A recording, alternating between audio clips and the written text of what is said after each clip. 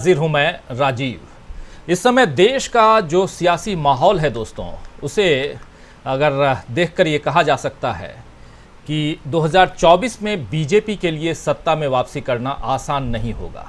बेशक बीजेपी राम मंदिर के उद्घाटन जैसी कुछ ऐसी रणनीतियों पर काम कर रही होगी जिससे सांप्रदायिक ध्रुवीकरण का माहौल बने और उसके लिए चुनाव में आसानी हो, मगर अब देश की जनता हिंदू मुस्लिम के फेर से बाहर निकल करके सीधा सीधा जो है वो कहें तो एक विकास का मुद्दा या उनके जो जन मुद्दे हैं उन सब पर बात करना चाहती है, उन सब पर वो आगे बढ़ना चाहती है। और जिस प्रकार हम देख रहे हैं कि बीजेपी अपने हिसाब से जो उसकी हिंदुत्व की राजनीति है, उस राजनीति से भी बीजेपी कहीं ना कहीं भटकती हुई नज़र आ रही है।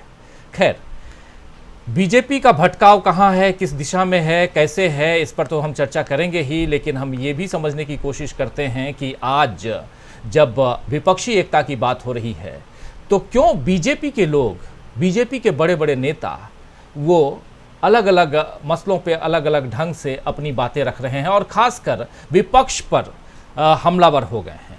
अभी कुछ दिन पहले आपने कोल्हापुर में जो एक सांप्रदायिक हिंसा का माहौल बना था, वहाँ पे आपने सुना होगा महाराष्ट्र के उप मुख्यमंत्री का एक बयान आया था आप लोगों के बीच। ज़रा उस बयान को सुन लेते हैं सबसे पहले और चर्चा को आगे बढ़ाते हैं। बहुत महत्वपूर्ण है इस चर्चा को आगे बढ़ाने के लिए। महाराष्ट्र के उप मुख्यमंत्री देवेंद्र फडणवीस का एक बयान आया था, उस बयान को ज़रा सुनते हैं और फिर चर्चा आगे बढ़ाते हैं। सुनिए। आंदोलन में दंगे भड़कने होता है शरद पवार कोल्हापुर में हिंसा हुई है, कुछ गाड़ियों की जो है वो तोड़ भी की गई है, विशिष्ट समुदाय के खिलाफ आंदोलन जो है वो उग्र हुआ है। कैसे देखिए, महाराष्ट्र में अचानक कुछ जिलों में औरंगजेब की औलादे पैदा हुई है, जो औरंगजेब का फोटो दिखाते हैं, औरंगजेब का स्टेटस रखते हैं, और इसके कारण एक दुर्भावना समाज में पैदा हो रही है और उसके कारण एक तनाव भी निर्माण हो रहा है। सवाल ये उठता है कि अचानक इतने औरंगजेब के औलादे कहां से पैदा हुई, इसके पीछे कौन है, इसका असली मालिक कौन है, ये भी हम ढूंढ के निकालेंगे। कौन जानबूझकर महाराष्ट्र में कानून व्यवस्था खराब हो और महाराष्ट्र का नाम खराब हो, ये करने की कोशिश कर रहा है, ये भी हम ढूंढ के निकालेंगे। लेकिन मेरा इतना ही निवेदन है, परिस्थिति पूरी नियंत्रण में है, कहीं पर भी अभी अनियंत्रित इस प्रकार की व्यवस्था नहीं है, अव्यवस्था भी नहीं है। लेकिन मेरे सबसे निवेदन है, कोई भी कानून को हाथ में न ले, कानून को हाथ में लिया तो उसके ऊपर कार्रवाई की जाए। नीतीश राणे। तो ये बहुत इंपॉर्टेंट बाइट है जो आपके सामने हम रख रहे थे, और ये महाराष्ट्र के उप मुख्यमंत्री देवेंद्र फडणवीस जो कह रहे थे अभी आपने सुना। इनके अलावा दरअसल एक मजबूत मोर्चा जो है वो विपक्ष बनाने के लिए तैयार है और बीजेपी को टक्कर देने के लिए तैयार है। जब मोदी जी अमेरिका दौरे पर रहेंगे आज से 10-12 दिन बाद, तब यहाँ इधर हिंदुस्तान में बिहार की राजधानी पटना में विपक्षी दल एक साथ बैठक कर रहे होंगे और इस बार संभावनाएं मजबूत हो रही हैं कि विपक्षी दल महागठबंधन जैसा कोई मोर्चा बना लेंगे। इस संभावना से बीजेपी को डर लग रहा है और डर से उसके नेताओं की जुबान दरअसल फिसल रही है।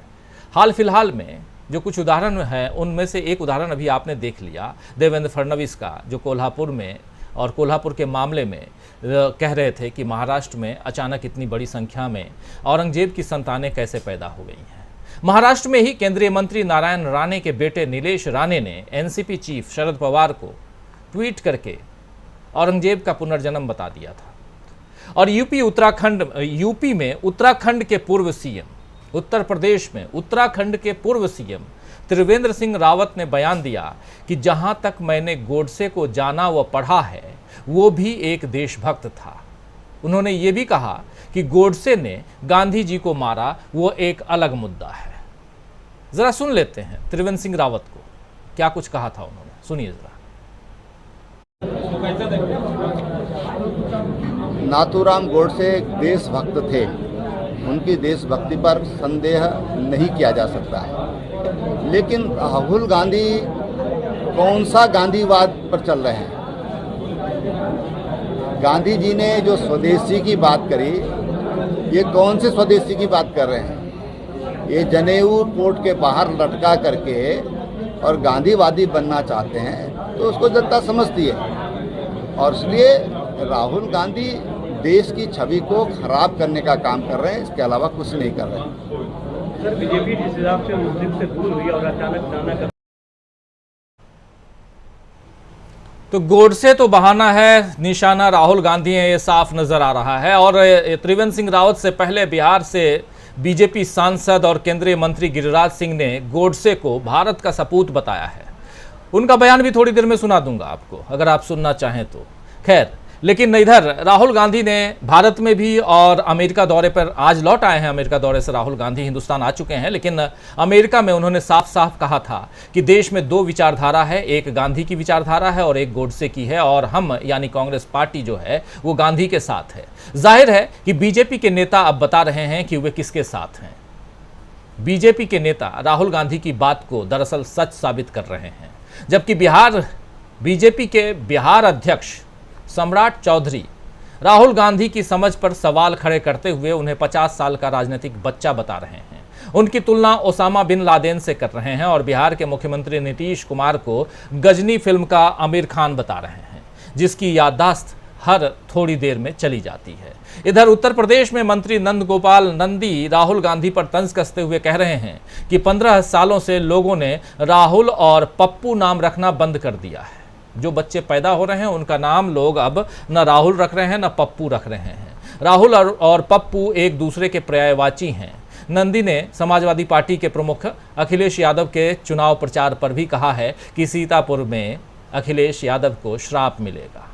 जिन्होंने राम भक्तों पर गोली चलाई, आज वो सीतापुर से चुनावी आगाज कर रहे हैं। जरा सुन लेते हैं नंदी को भी, सुनिए।